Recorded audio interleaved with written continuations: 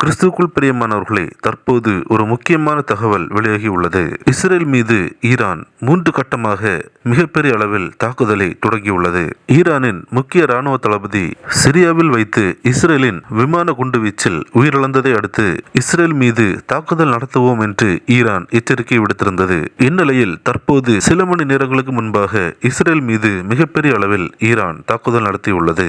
இது குறித்து Israel defence forces அதாவது IDF தெரிவித்திருப்பது என்னவென்றால், ஈரான் தற்போது நம் மீது தாக்குதல் நடத்தியுள்ளது. நாங்கள் ஈரானின் ஒவ்வொரு நகர்வையும் உன்னிப்பாக கவனித்துக் கொண்டு வருகிறோம். இஸ்ரேல் ராணுவம் இஸ்ரேல் தேசம் மற்றும் இஸ்ரேல் மக்களை பாதுகாக்க தயாராகிவிட்டது என்று கூறியுள்ளார். மேலும் இஸ்ரேலின் பிரதமர் பெஞ்சமின் நெத்தன்யாகு கூறியிருப்பது என்னவென்றால், இஸ்ரேல் மீது தாக்குதல் நடத்தப்படும் என்று நாங்கள் எதிர்பார்த்திருந்தோம். தற்போது இந்த தாக்குதலை ஈரான் நடத்தியுள்ளது. இஸ்ரேல் ராணுவம் இஸ்ரேல் தேசம் மற்றும் இஸ்ரேல் மக்கள் நாங்கள் வலுவாக உள்ளோம். அமெரிக்கா, பிரிட்டன், பிரான்ஸ் மற்றும் பல நாடுகள் எங்களுக்கு உறுதுணையாக நிற்பதை நாங்கள் பாராட்டுகிறோம்.